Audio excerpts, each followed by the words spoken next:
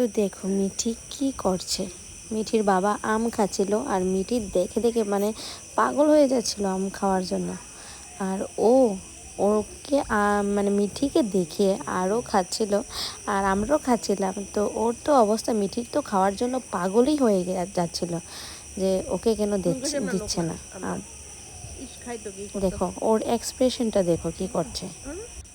তো শেষমেশ মাসির একটু কষ্ট লেগেছিল, তার জন্য মিঠিকে বলছিল একটু খাইয়ে দেই। তো হাতের মধ্যে একটু রস নিয়ে তো ওর জিভের মধ্যে শুধু জাস্ট মাসি লাগিয়েছিল আর ও খেয়ে এত মজা পাচ্ছিল, ও খাওয়ার জন্য পাগল হয়ে গিয়েছিল। তো আমি মানে আমাদের খাচ্ছিলাম, থালাটা ওর সামনে দিয়েছিলাম, কিন্তু ও মানে এটা যে খাওয়ার জিনিস, কিন্তু কিভাবে খেতে হয়, কিভাবে ধরতে হবে, ওটা ও বুঝতেই পারছিল না।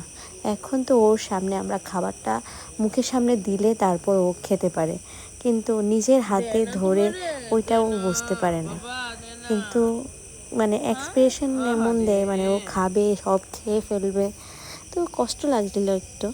তো আস্তে আস্তে খাবে, আমরা দেব, কিন্তু এখন তো না, ওর মাত্র 6 মান্থ পেরিয়েছে ও। তো দেখো আম নিয়ে ও কি করছে।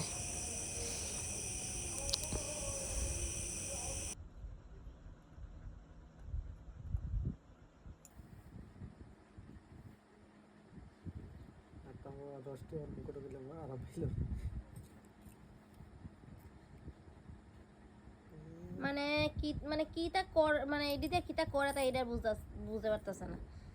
মুখেই ঢুকাইবো না কি করব, না খাইবো না কি করব, তাই তো মজা পাইতেছে। দই দই যা বুঝতেছে। মানে সরাইল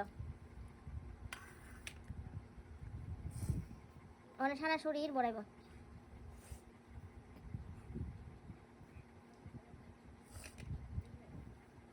কালকে কালকে দুপুরবেলা আরে দেখতেছে আমি একটু খাও একটু খাও। তো ইয়ামি ইয়ামি টেস্টি টেস্টি আম, টেস্টি টেস্টি ম্যাঙ্গো। রাখ না।